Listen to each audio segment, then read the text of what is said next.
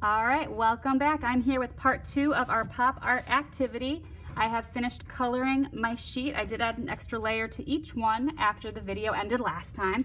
And I'm gonna show you our part 2. So you're gonna need some black markers. And I actually have 3 just because I don't want mine to dry out as I go. A Sharpie marker will not work for this. You're gonna want a regular marker. And you're also going to want like a tissue or a paper towel, something you can wipe your paper down with. So I'm going to give you guys a second to get what you need to get started.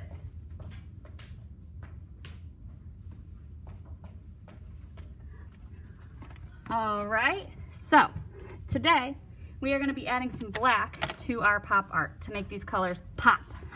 So I'm going to start by doing around my shapes.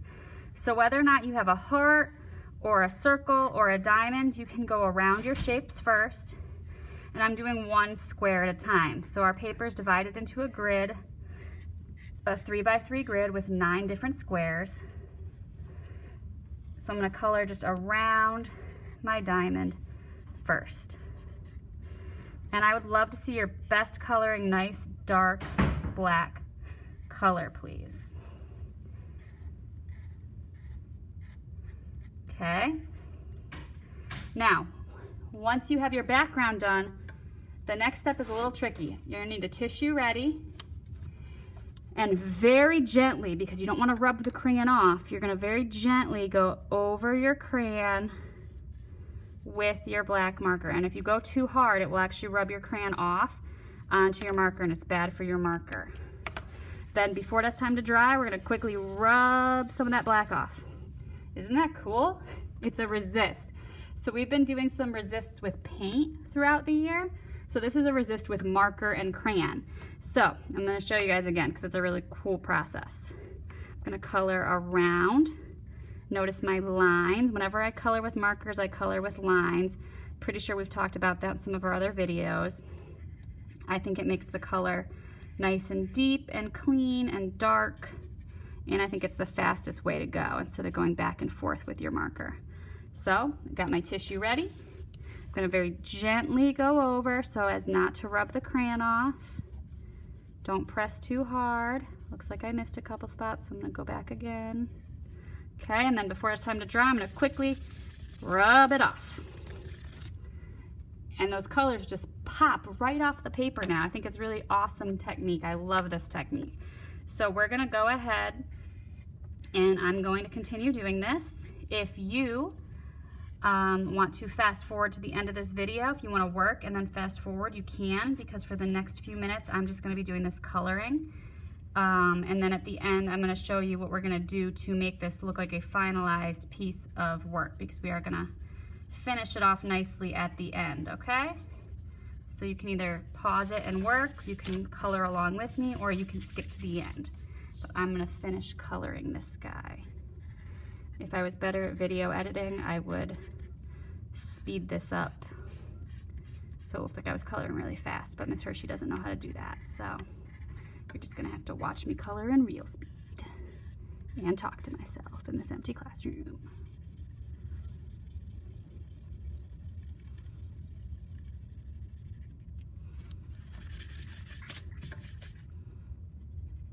So if you have these little white spots, that just means you didn't get enough marker on it. So you can always go back and do a little bit more to fill in some of those white spots, because the goal is we just have black and color on this project. We don't have any white.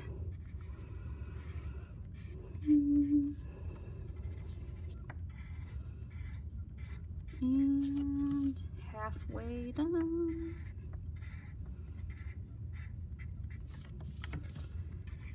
So I hope you guys are liking these videos so far. I like making them. I tried to make 2 today, and for some reason my iPad wasn't working, so that was a bummer, because I sat at my table and painted a painting talking to myself, and there was no video of it. So I had to get a new iPad, but it looks like this video is recording, so I think we're in luck. If you're still tuned in and paying attention, I will give you a heads up. For this project, there should be a black square of paper in your packet. black construction paper, and there should also be, you'll need glue because we are going to do some gluing with this, just to give it that sort of finished project look. That was a very wet marker.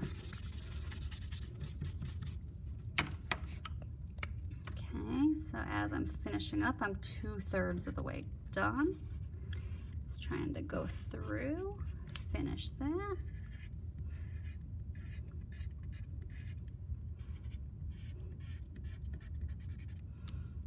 This one a little gentle with the black marker. Go the other direction to make sure I get all those white spots covered up. And rub, rub, rub, rub, rub. Okay, I got 2 more and then we will move on. So for the next step, if you're preparing or if you're just watching in your mind, be thinking about for the next steps, we are going to need a scissors, a glue stick, and that black square of construction paper. And there might be 2 black squares of construction paper in your kit. I feel like because we're gonna need one for the camping project and one for this. So one might be a rectangle and one is a square. You want to use the square for this and save the bigger rectangle for the camping collage when we get to that, which is a few projects away. I think I don't have the sheet in front of me, but I know it's coming up. So my black marker is starting to dry out. So if that happens to you, you can take a break and come back later. It should re-moisten itself. Markers do last a lot longer than you think. A lot of times students want to throw them away the first time they get dry, and they are not 100% dry. They just need some time to re-moisten. So just put your cap on, leave it, go do something else and come back and it'll be good. I don't know what brand these markers are, but these are really nice. This is a Target brand marker. It's a nice brand. It's very juicy marker. All right, so you can see I'm done coloring my diamonds. I got that color popping out. It looks awesome. I love it. So we are ready for the next step. You're gonna need a scissors, a glue, and your black construction paper. So for starters, we're gonna cut out that square, which is why we didn't color outside of it.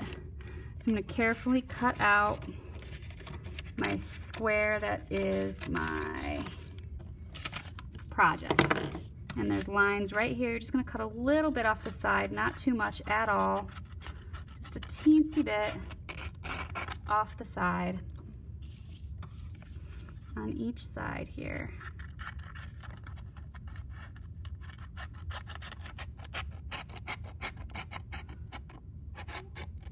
And a little bit off the top, and my last side right here. Okay. And then go ahead and recycle those scraps. And then I'm gonna apply the glue to the back of this paper. I want my glue not on the black paper, but on the back of this one. And the black paper is mostly just gonna give it stability. So when I do my glue, I usually do an X across my paper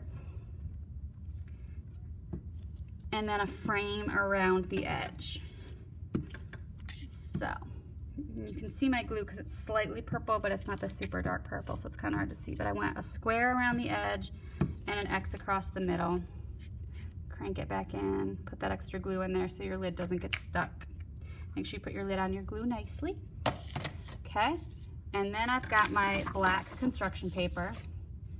And what I want to do is I just want to kind of center this on the paper and then carefully smooth it out so that you have a nice black frame around, all the way around. We have this nice black frame, and that also makes it a little bit more sturdy because colored paper can be a little weak. So that is, Miss Hershey can't talk, that is part 2 of our pop art project. Say that 3 times fast. Part 2 of our pop art project.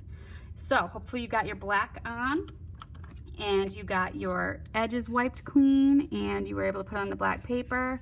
If you go through and there's any parts you don't like, you can touch them up. I'm seeing some white on mine now that I've cut it out that I want to touch up a little bit. So go ahead, I want to see these. I'm very excited to see what you guys do with these, what colors you use, how bright and fun they look. If you have any questions, please email me or message me on Schoology. Bye guys.